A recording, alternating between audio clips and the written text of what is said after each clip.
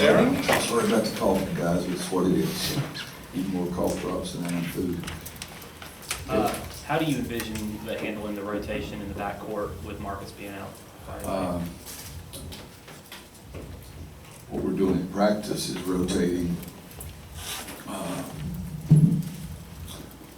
Joel Berry, Nate Britt, Theo, and Kenny through those two spots, but also giving Theo a couple moments at the 3 spot to give Justin some time.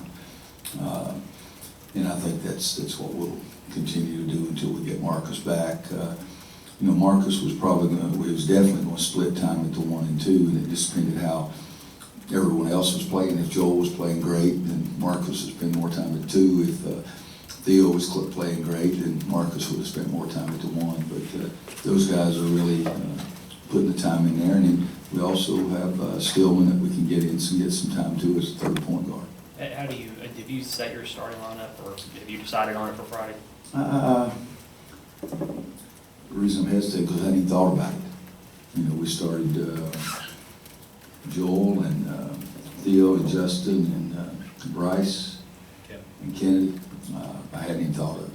I really hadn't. You started? We started them against Guilford in the exhibition. But then Justin not play? That's right. So. See, I told you, I hadn't thought about that. Yeah, we started the 3 little, we started 2 little guys. Yeah, Joel and Nate, yeah. I hadn't even thought of it. I really hadn't. Guess we're start sometime before Friday. Of all those guys, who's likely to benefit the most from Marcus's absence? I don't know that the head coach will benefit the most. I can assure you that. It depends, and I'll go back to the last answer, you know, because Marcus was going to play, and was going to play a lot of minutes, but he's going to split time at those 2 spots. It really, the guy that will benefit the most is the guy's playing the best, because if he plays the best, he's going to get more time. I really didn't have and don't have a favorite spot for Marcus as a 1 or a 2. I really don't. Even when he's in there as a 2-man, it just means he's going to guard the other team's 2-man, because he's still going to run the club and make the plays and that kind of thing. So I know it's a silly answer, but it's the truth. It just depends on who plays the best. Is this an opportunity? I know obviously injuries are good, but this is an opportunity where the team some guys can get better during the stretch. So provided Marcus is fully healthy in March, you guys will actually benefit from the situation? Well, I think there's that opportunity, but I'd still rather not have it, you know, and I think that's what you were alluding to. It's an opportunity for other guys to get more playing time, because if Marcus was healthy, Marcus was going to play 30 minutes, that somebody else has got to get that 30 minutes. If you would tell me that this will make Marcus fresher in March, then I'd really be happy for it, but I don't know that that's going to happen, because, I mean, he plays so hard all the time, and I don't think you can plan right now for trying to give somebody a breather now that'll help them in March kind of thing. But I do think, I'll use your terminology, the opportunity is there for some guys to step up. When you're looking at guys, you know, a guy like, for example, right now that guys have to step up for Marcus or whoever, what kind of things do you look for as far as identifying progress, or how do you kind of gauge whether or not they're taking advantage of that opportunity? Well, it's not just a simple answer, because you can't say, well, if the ball goes in the basket, you know, it's not just that, because they've got to be able to do it on the defense and in the floor. They've got to be able to play without turning it over. They've got to be able to take correct shots, don't take bad shots, take good shots, shots that you make all the time. Be able to play at a really fast pace and maintain that stamina to do it for, you know, hopefully 6 or 8 or 10 trips in a row up and down the court without the whistle blowing. But it's not one easy thing that you can say, oh, if so-and-so makes his free throws and he's going to get 28 minutes the next game. It's the entire game and the entire scope of playing basketball. We've asked you about rotation and ability and all this, but leadership obviously being an issue too with Marcus on the floor. Has someone stepped into a little bit more of a vocal role, or trying to do a little bit more to fill in on that respect? I think in some ways everybody has. Even Bryce was talking more the other day at practice, so I think that everyone is stepping up and trying to assume that role. Kennedy and Bryce, the big guys, are doing a better job of playing harder and talking and doing those kind of things in the practices that we've had. The nature of the position with the Joel Berry and Nate tends to make them be guys who show a great deal of leadership. I think Justin Jackson, Theo, you know, I gave you, was it 7 guys, I guess, there, so I mean, it really is everybody's doing a little bit of it.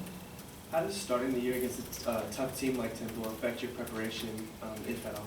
Well, it always does, because, you know, we've had some opening games that we were going to win regardless, and so you can taper, you know, don't worry about tapering off and worrying about the stamina. You're trying to just get everything touched on and know that you're going to get by. But if you're playing someone like Temple, you've got to limit what you do, because you want to do those things very, very well. And you want to be sharp offensively and defensively, because part of the decision, the outcome of the game is going to be on how you play. Some of the times when you're playing some people that you're just more gifted, you're going to win the game, so you're not as concerned about that. But we've limited some of the things that we've done so far, and we're trying to really be ready to do a really good job with those things and hope they're the most important thing in the game. Kennedy talked to us down in Charlotte about how he'd gained 10 pounds or so during the course of last season.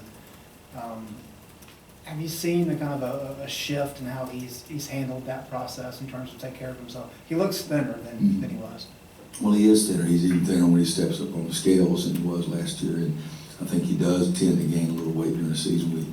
We make enough food available for the United States Naval Academy to eat just out of our bites, but I think his maturity and his focus is so much better now than it's been, and he understands things more. That doesn't mean he doesn't have a relapse and enjoy life a little bit more, but I think that he is really much more focused on eating properly, and properly means the right things and the right amounts. And he realizes this is a long, long year, and you've got to have some stamina, but you want to be better. That's the thing I've pushed him probably more than anybody else. I want him to be better than he was. Don't just be lighter, but be lighter and be better. And I think that's the thing I keep on emphasizing to him. You talked a lot last year about how it's almost as if he hadn't gotten accustomed to his body. Is that kind of what you're talking about? Still, it's a little bit of it, but I mean, he knows now what he can do, so do it on a more consistent basis.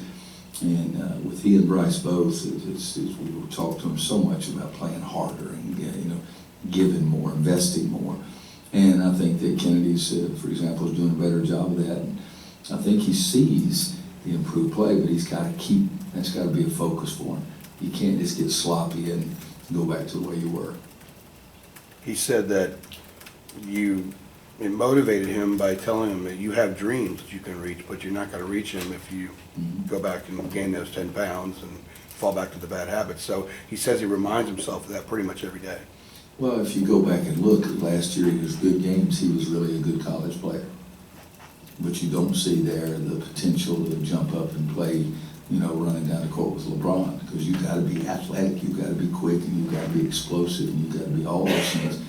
There's not many 6'8.5" centers in the NBA.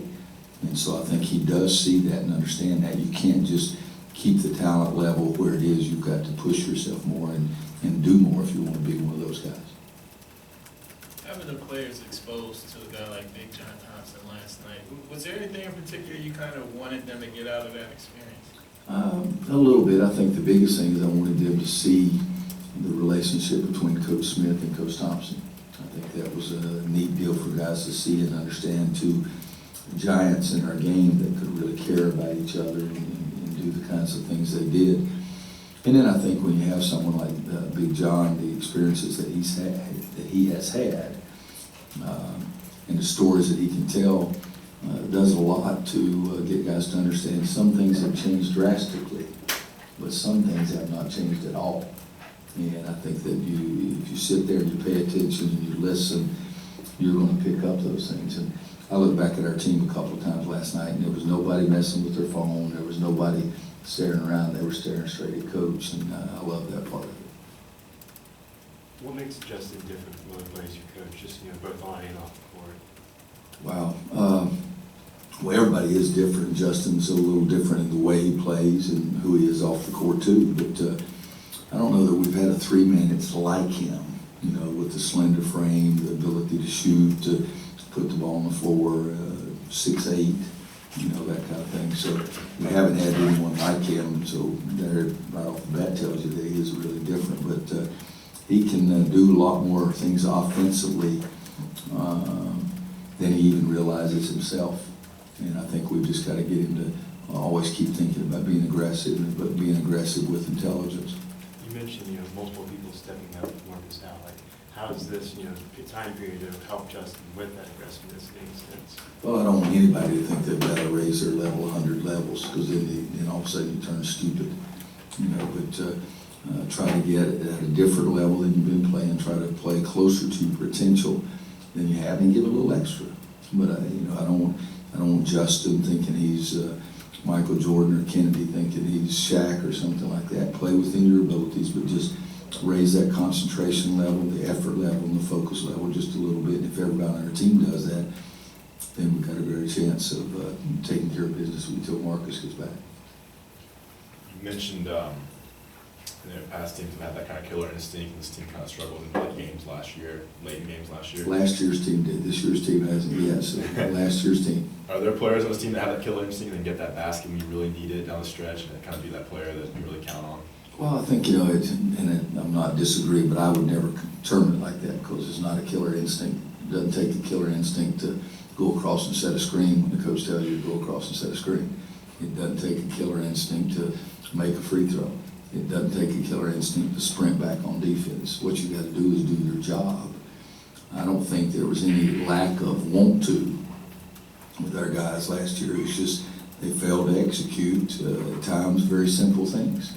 And so when I hear someone say killer instinct is like Michael Jordan making 6 baskets in a row, or LeBron or somebody like that, but what we have to do is get our guys to, it's a very simple game, do what the crap I tell you to do and you'll be successful.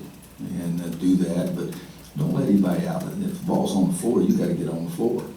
And all those little things have made a huge difference in those games. Coach, question from Philadelphia Media.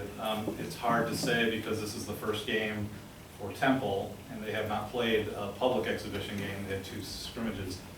What concerns you about Temple? What do you know about Temple 2 days prior to game? Well, what concerns me is their coach, Fran Dunphy. I think he's one of the great coaches in our game. He's won over 500 games. He's been with great people as an assistant and won over 500 games as a head coach. He happens to be a very good friend, a golfing buddy, a guy I really enjoy. But watching his teams play, they don't beat themselves. They play extremely hard. I do think they lost their leading scorer and their 3rd leading scorer. I think they got their other 6 guys back out of their top 8. 2 or 3 incoming freshmen that'll play a lot for them. I'm going to take a guess with that one. Is it DeCousey? DeCousey. He's really good. I mean, he really is. And then Bond is the other guy. I'm trying to remember Jalen Bond. All I know is when I watch those tape, 15 and 25 look really good to me. And Bond was a great rebounder last year, and we've got to do a good job of keeping him off the boards.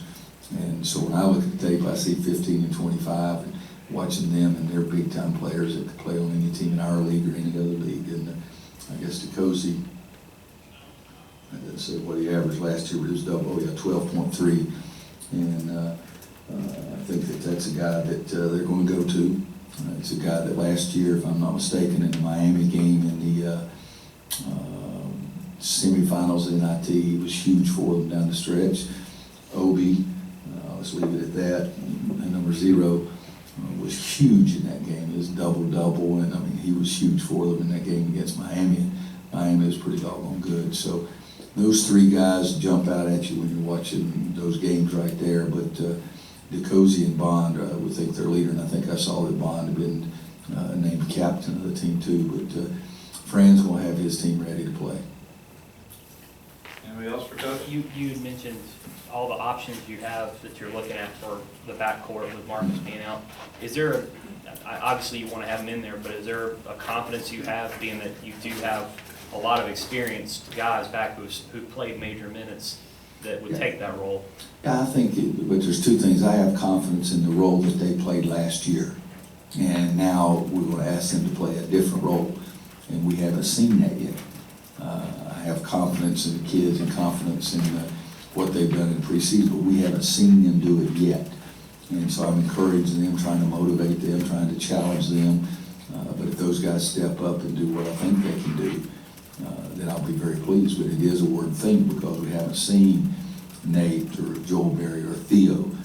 Those 3 guys right there off the top of my head, or Kenny is a freshman, be able to step out against someone like Temple and do a great job. But I'm confident with them, and think they put in the time and the effort and work, and we'll find out on Friday night. Using practice as a guide, what have you seen the difference between last year's team and this year's team? The experience factor was a huge part early. I mean, I'd say we're going to do something, and everybody except two guys knew exactly what we're going to do, and those other guys sort of pulled the two freshmen along with them. So the experience, Marcus was so confident he was playing about as well as any perimeter player I've ever had play in the preseason, ever. And so I think that his confidence level was really, really high, and I think the other guys were feeding off of that. And so it makes it a little bit of a two-edged sword too, that when you lose him, you know, you lose his confidence level. Now, are they going to be able to still play at a high level themselves? But I like that experience factor, Marcus's toughness, and I think that some of the other guys, particularly Bryce and Kennedy, have upped their level of effort, and I liked all of that. Yeah, I said something nice about Bryce, and he walks in. I've known you were coming in, I would say something negative. Thanks, Coach. Here's Bryce. Marcus will be in after Bryce.